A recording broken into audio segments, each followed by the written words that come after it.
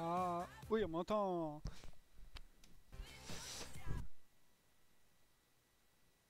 Qu'est-ce que je voulais dire? En fait, j'étais en train d'analyser beaucoup de choses, etc. En fait, on parle beaucoup d'écologie. J'étais tombé sur une vidéo sur Brut avec plein de jeunes qui parlaient d'écologie, de la planète, etc. Et en regardant tous ces gens-là, je suis encore tombé sur quelqu'un qui était religieux, etc., qui avait des signes religieux. Et voilà. Et en fait, aujourd'hui, je sais pas pourquoi, j'y pense beaucoup à ça, beaucoup à ce qu'est la religion, etc. Et je me dis, je me suis posé une question, je me suis dit, quelqu'un me pose la question, donc je fais une expérience de pensée, la personne me pose la question, et c'est, est-ce, est-ce que la religion vous gêne? Bah, que pensez, est-ce que vous croyez en Dieu? Non, c'est ça la question, est-ce que vous croyez en Dieu? Et là, donc moi, j'ai plein de réponses qui me viennent, et je me dis, en tant que Jordan, ça ne me gêne pas. Parce que c'est pas gênant, parce que j'ai pas forcément à les rencontrer, à leur parler, à être auprès d'eux, etc. Mais ils font partie de la vie. Mais on n'est pas, je suis pas obligé. Et d'ailleurs, ils me gênent pas parce que j'en ai rencontré pas mal. J'ai pu discuter avec eux, c'est très sympa. Mais en tant que philosophe ou quand on s'intéresse aux théories de la conscience, et là c'est un tout autre sujet parce que on se demande si finalement on peut vraiment leur accorder une place légitime à une conscience. Alors, elles ont une place légitime, mais leur place légitime actuellement, non, en fait, c'est pas bon ce que je dis là. Et en fait, en ce moment, je me dis aussi que je dois revoir ce que je dis, revoir la manière dont je parle, parce que parce que c'est trop péjoratif. Et parce que j'ai envie de changer, en fait. Donc, il y a un peu d'effet aussi. Je m'entraîne à changer mes humeurs, mes états émotionnels vers une direction, vers un changement, etc. Et donc, forcément, je passe par là et je pense que la relation avec la religion, c'est quelque chose qui me désespère à un point inimaginable, surtout en termes philosophiques. Parce qu'en tant qu'individu, quand on vit de ses propres actions et qu'on finalement nous vivons que de soi et que de certains proches, on va pas forcément rencontrer au-delà de nos propres connaissances, de nos frontières sociales, émotionnelles, etc.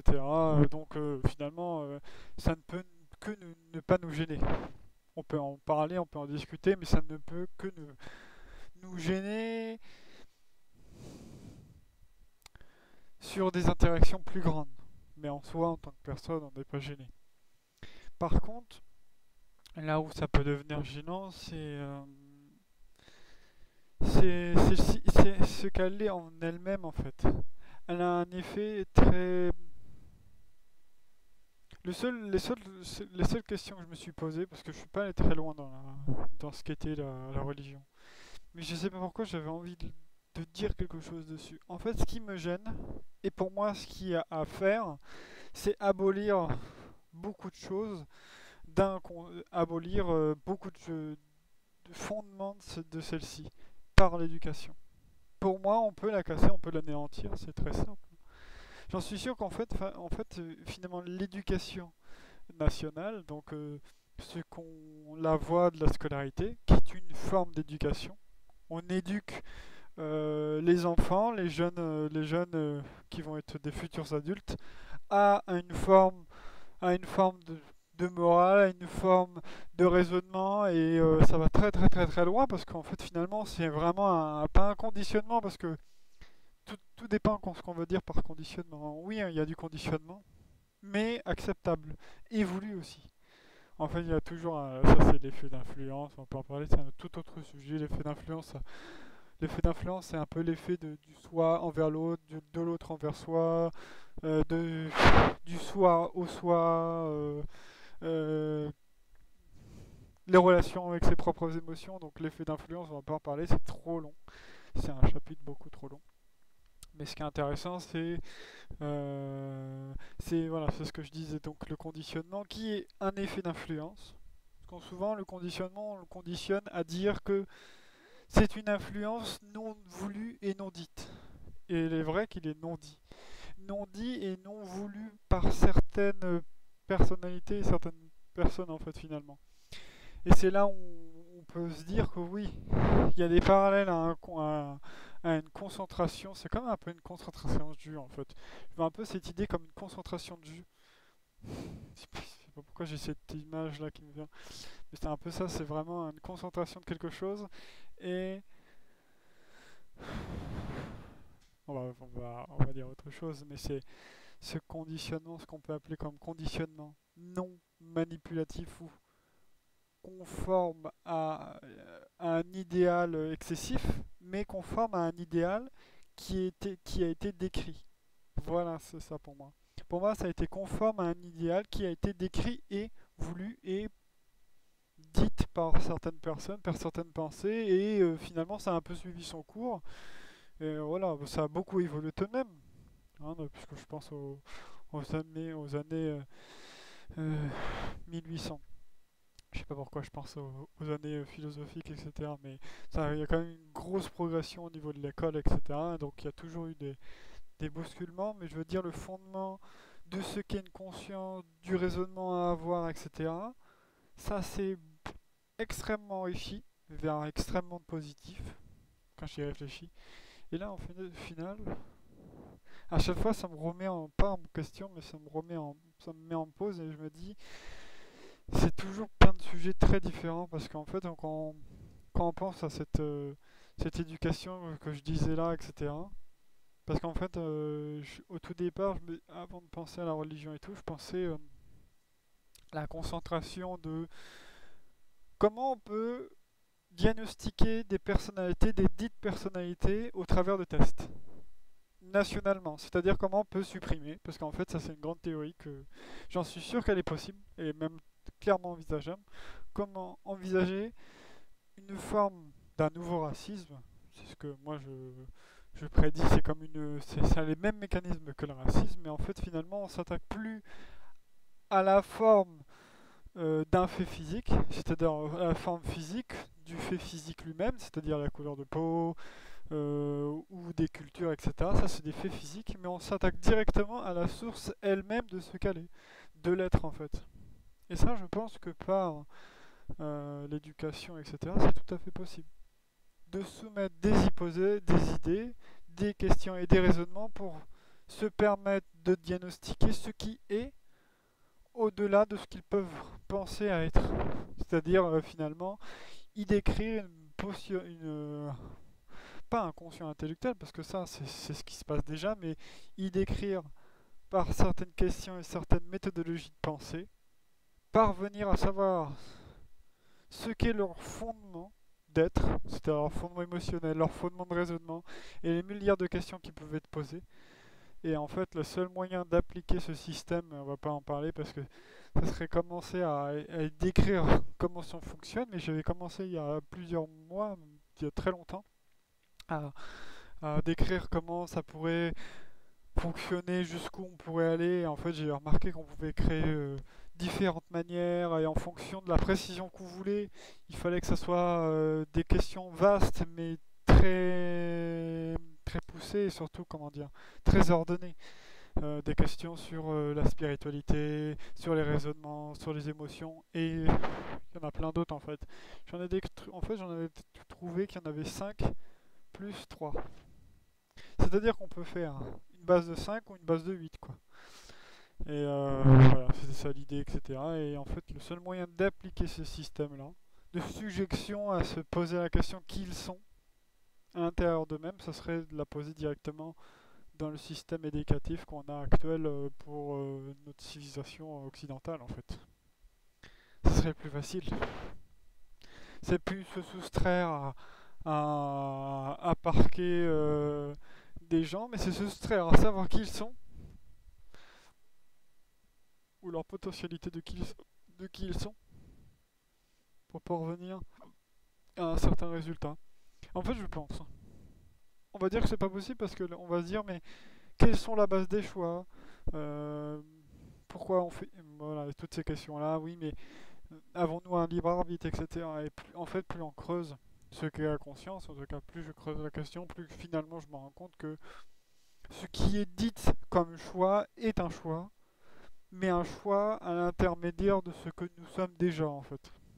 C'est-à-dire, il n'y a pas un choix nouveau.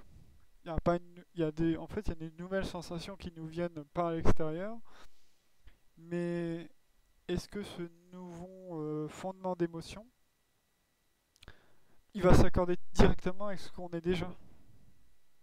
Et c'est ça qui est très compliqué, c'est que même s'il y a une nouvelle émotion, elle se construit, mais que par l'intermédiaire de ce que nous sommes déjà. Donc si par exemple, non, je vais pas donner d'exemple, ça va être beaucoup trop long en fait, il faudrait que j'en parle pendant des heures. Mais c'est ça en fait, c'est un peu, et c'est ça qui est très compliqué, mais je pense que c'est tout ça est possible en fait. Je crois que j'ai pas besoin d'en décrire l'ensemble, mais j'en ai besoin d'en décrire une partialité pour jauger quelles sont les questions qui va être importantes dans le futur. Mais en fait, en gros, c'est ça. Il faut s'attaquer à tout ce système de est-ce que les effets d'influence, qu'est-ce qu'un effet d'influence, qu'est-ce que la scolarité actuelle, l'éducation actuelle, parce que c'est une éducation. Il y a l'éducation plus relatif aux émotions, à un fondement bien plus, on pourrait dire spirituel, mais bien plus un sacrément de fondement finalement, de ce qu'on est, nos parents, ce que nous sommes en nous-mêmes. Je n'ai pas les termes, mais je vois bien la forme en fait. Et je ressens bien la chose, mais je n'ai aucun terme qui définit ce que j'observe actuellement. Parce que comme je suis beaucoup émotionnel et beaucoup dans les expériences de pensée, tout ce qui est subjectif à l'analyse et au raisonnement va être profond, mais dénué de termes, dénué d'une logique traduite par un raisonnement approfondi, écrit, etc. Ce qui est très difficile pour moi. C'est pour ça que je le vois, mais pour l'observer dans son entièreté, je le vois, mais pour l'exprimer, c'est très très compliqué. C'est une difficulté, une prouesse encore plus explosif pour moi. Parce qu'il va falloir que j'attaque des détails. Non, non, non. Donc, je pense qu'on va juste parler de ce qui me vient, ouais, comme j'ai toujours fait. Et je retravaillerai tout ça, parce que toutes ces questions-là, je me serais trompé sur des avis, je me serais trompé de chemin, et finalement non, parce que ça se contredit. Donc, tu vois, et c'est plein de trucs comme ça. En tout cas, ce qui est important, c'est, oui, la religion, ça a un effet de pieuvre. Et on peut l'accepter en tant qu'un seul individu peut l'accepter, et s'accepter qu'il y ait ça c'est sûr, et tout le monde peut l'accepter. Je pense qu'on est suffisamment ouvert d'esprit pour l'accepter. Mais est-il acceptable que ce qu'il est en lui-même, donc quand on parle de la religion, ce qu'il est en lui-même, tous ces sentiments, toute cette infrastructure émotionnelle, etc., est acceptable? Parce qu'on sait que plus on se rapproche vers des faits d'action, donc les faits d'action c'est un mouvement, c'est tout ce qui est très physique finalement, c'est l'effet d'action, l'effet d'action, ce n'est pas ni la pensée ni les émotions, c'est juste l'action physique en elle-même. Les signes, par exemple un signe, se mettre un chapeau pour tel signe, manger telle chose parce qu'il faudrait, etc., etc. Et tout ça, c'est des faits d'action qui finalement, pour moi, empruntent toujours c'est comme une pieuvre en fait. Moi je voyais les religions comme un effet de pieuvre aux émotions, qui s'agrippe à des fondements émotionnels, qui amènent la pensée vers quelque chose. Donc c'est vraiment l'émotion, la pensée. Donc c'est vraiment cet agrippement du fondement de l'émotion qui est agrippé par une pensée, qui est agrippé par un fait d'action.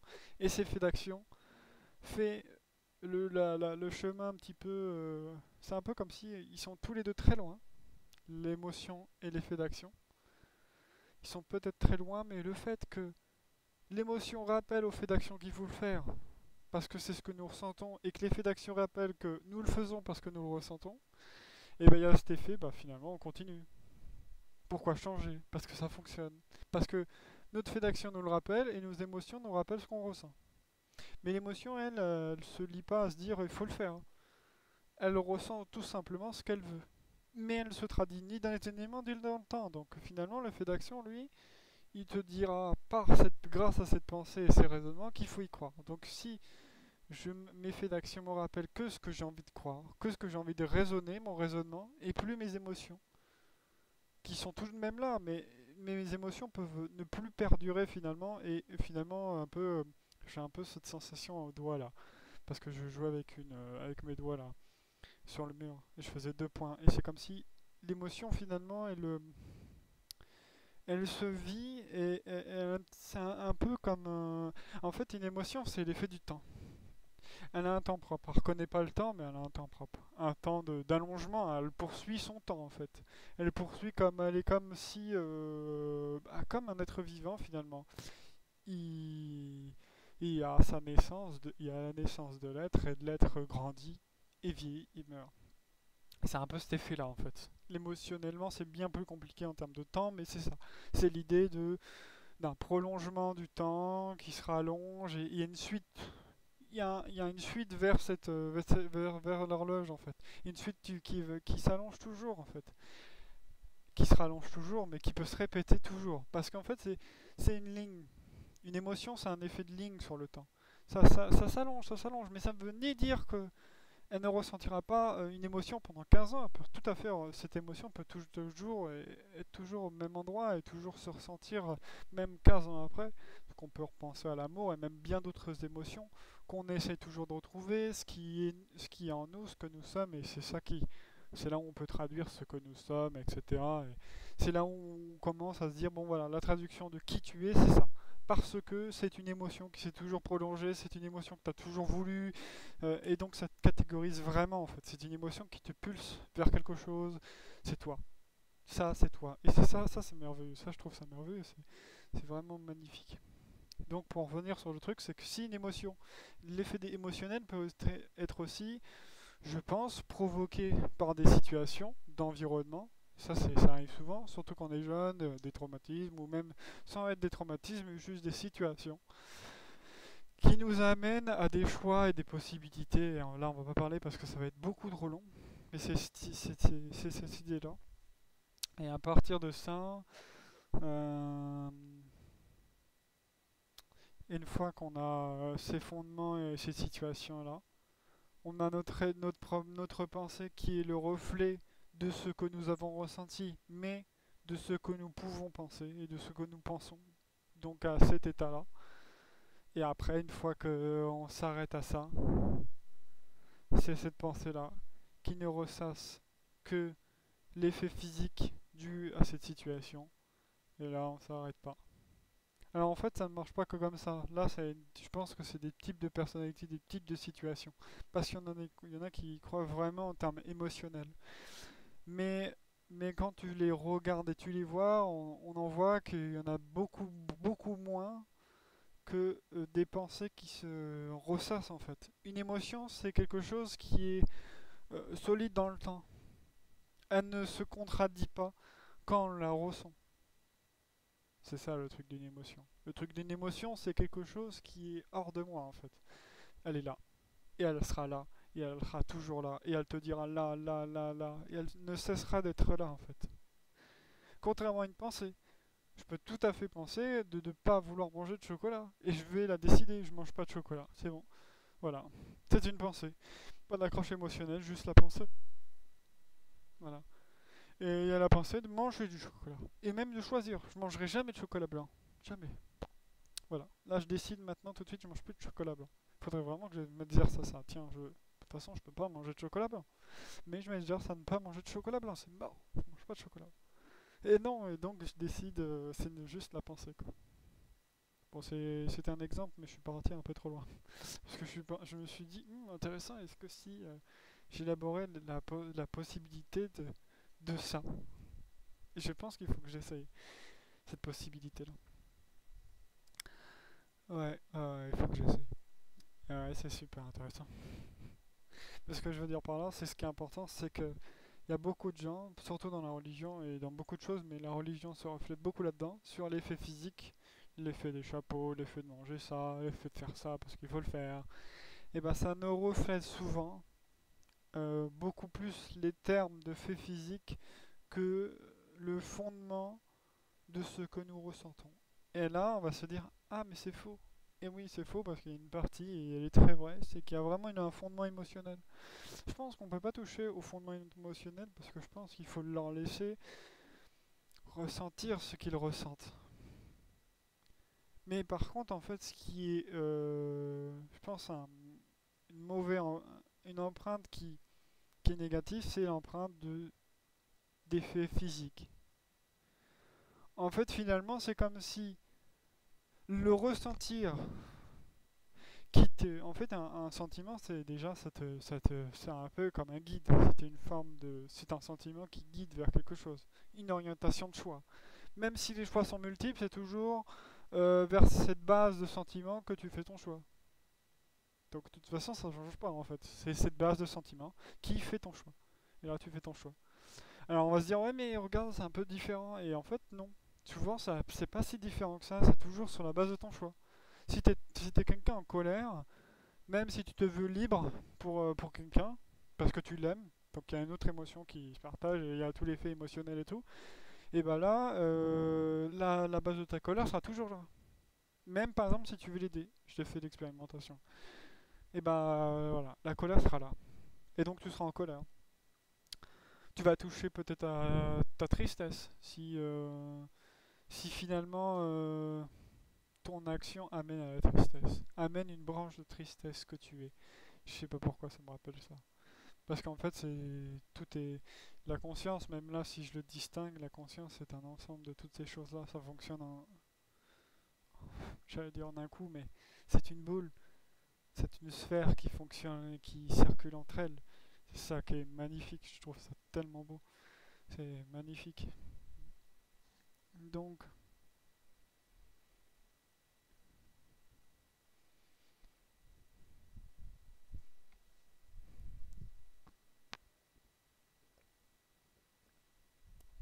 je prends un coup quand même.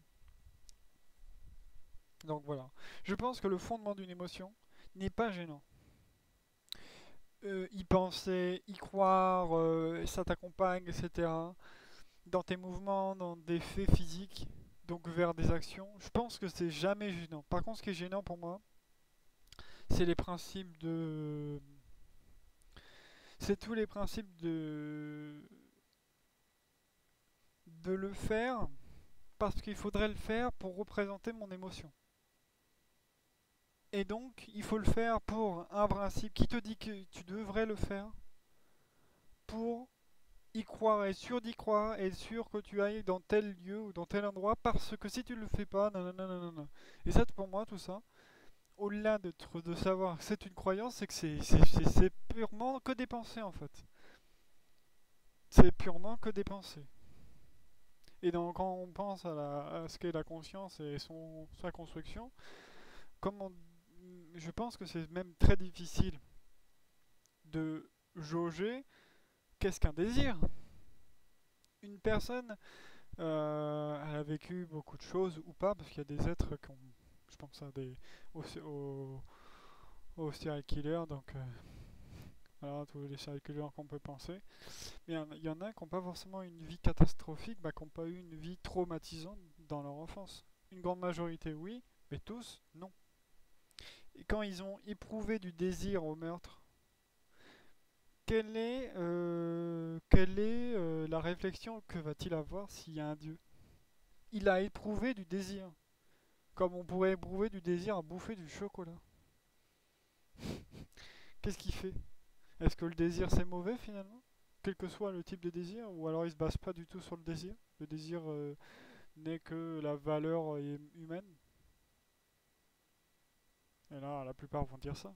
Qu'une valeur humaine, qu'une impression de quelque chose, tu vois. Et finalement, on va bien au-delà. Bah, en fait, sinon, la vie se résumerait là-haut à rien, en fait, finalement. Ni désir, ni tristesse, ni accompagnement dans la tristesse. Finalement, on se jugerait sur un facteur bien ou mal qui marcherait pas parce que, en fait, c'est ce que j'avais. C'est pour ça que je me suis réattaqué à la religion.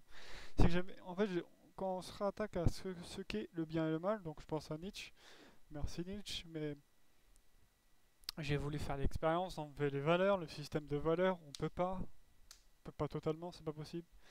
Donc vraiment quand je dis enlever les valeurs, c'est enlever ce système de c'est ce qui paraît bon, ça c'est ce qui paraît meilleur. Ça.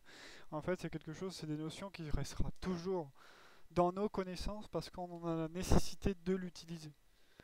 Hein, une personne, je veux dire, une personne, si on veut que quelqu'un court très vite, on va prendre le meilleur coureur. Mais pas le meilleur parce qu'il est meilleur, mais je veux dire, on prendra celui qui est en capacité de courir.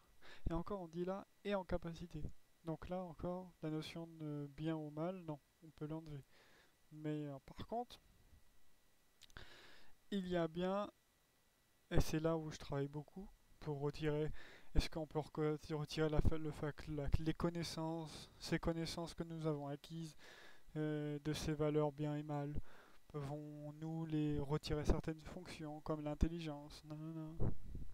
Mais je veux dire, il y a vraiment des gens beaucoup plus doués que moi en mathématiques. Vraiment. Et c'est là où on se pose la question. Il est plus doué que moi, mais est-ce que je me suis intéressé aux mathématiques? Est-ce que moi je me suis posé la question de vouloir m'y intéresser? Est-ce que finalement on m'a accompagné et je me suis accompagné moi-même, donc on m'a accompagné mais je me suis accompagné moi-même vers les maths, vers l'apprentissage des mathématiques et prolonger mon- mes conditions, ma conscience, mon être, mon raisonnement et toutes mes pensées vers ça. J'aurais pu. Donc c'est très compliqué le côté bien et mal, mais comme par exemple on ne peut pas... je prends des exemples mais qui peuvent tous se contredire en quelque sorte. En tout cas qui peuvent être repris par ce que je pense, parce que j'imagine, je crée plutôt par les pensées que j'arrive à relativiser. On peut parler du relativisme, mais une philosophie relativise. C'est triste. Bon, c'est beau de dire ça, mais c'est triste en même temps. Parce que j'imagine pas du tout comme ça. Bon, en fait, je le voyais comme si je trouvais les fondements de ce qui peut être au lieu de ce qui pourrait être relativisé. Bon, on s'en fout. Mais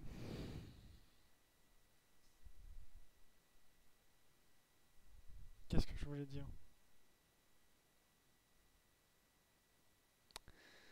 Euh, on peut pas justifier le meurtre de quelque chose. Tuer quelque chose, c'est tout de même horrible.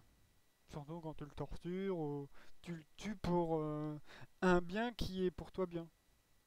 En fait, la notion de bien et mal est intéressante parce que quand tu penses, tu pars de l'individu, le désir, même si tu superposes tout ce qu'il a vécu, ça ne veut pas dire qu'on peut le pardonner, mais ça ne veut pas dire qu'on peut ignorer son désir. Parce que si j'ignore son désir, je le comprends pas, puisque j'ignore ce qui l'anime.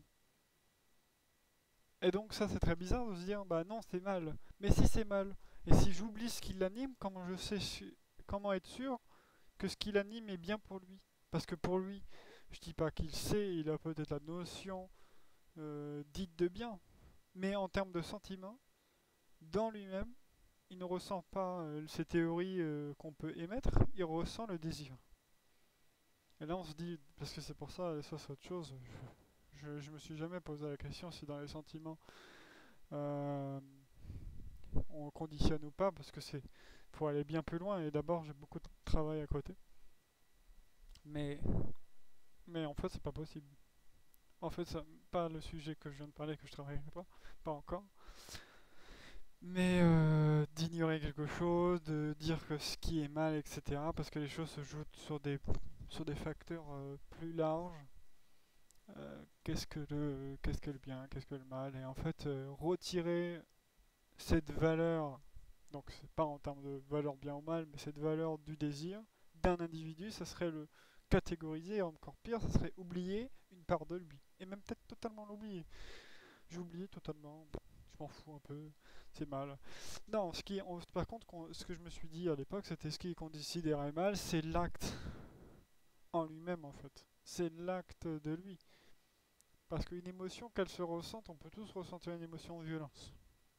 Une émotion de haine, de tristesse, une émotion d'arrogance, une émotion de plaisir. On peut tous ressentir des émotions toutes particulières. Et après, c'est les actes qui va compter. Mais eux, c'est un acte tellement fort. Tu vois, c'est vraiment l'acte. Tu vois, c'est le truc, quoi. C'est un acte tellement fort, un sentiment tellement fort que ça passe à l'acte, quoi. C'est au-delà du truc, c'est. Oh, j'ai trop envie en fait. Il y a trop de désir, il y a trop de... J'ai envie, quoi, en fait. Alors on pourrait se dire, est-ce que finalement... Est-ce que finalement c'est pas parce que ils ont vécu tellement de choses? Ouais, mais émettre du désir, même si t'as vécu des abominations, émettre du désir à ça, je veux dire, sinon, bah, moi, je ferais partie de ça. J'ai une vie de merde.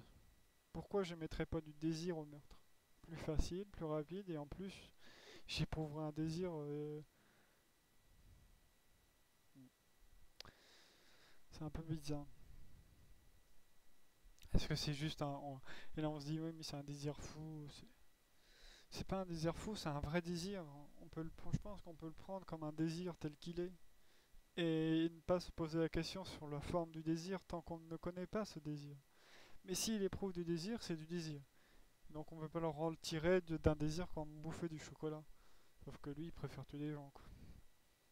Voilà, c'est juste une grande différence parce que l'acte en lui-même est très très très différent. Et toutes les émotions qui entourent ce désir est très différent aussi, c'est sûr. Et toutes les émotions de pensée qui est très différente aussi. C'est sûr, c'est totalement différent, mais à tout de même le désir. Même si la superposition d'un vécu, de situations, d'émotions et tout est très différent, c'est tout de même du désir. Donc ça reste un être pas empathique, mais un être émotionnel et un être doué de conscience. Qu'il soit considéré ou non, il l'est. Ça c'est sûr. Et d'ailleurs, c'est pour ça qu'ils éprouvent pas de peine à raconter. Et qui d'ailleurs, il y a toujours leur phénomène de désir et de... Après, on pourrait se dire, mime, ils en arrivent là.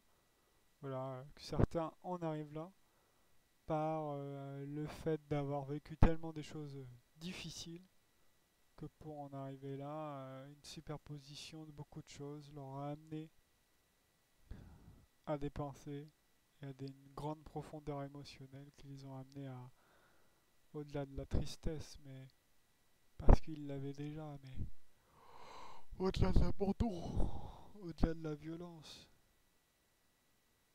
mais à des choses qui les catégorisent vraiment. Et là, il faudrait travailler le sujet. Parce que je suis un peu... De toute façon, il faudrait que je travaille tous les sujets que je viens de raconter. Je pense que c'est super important.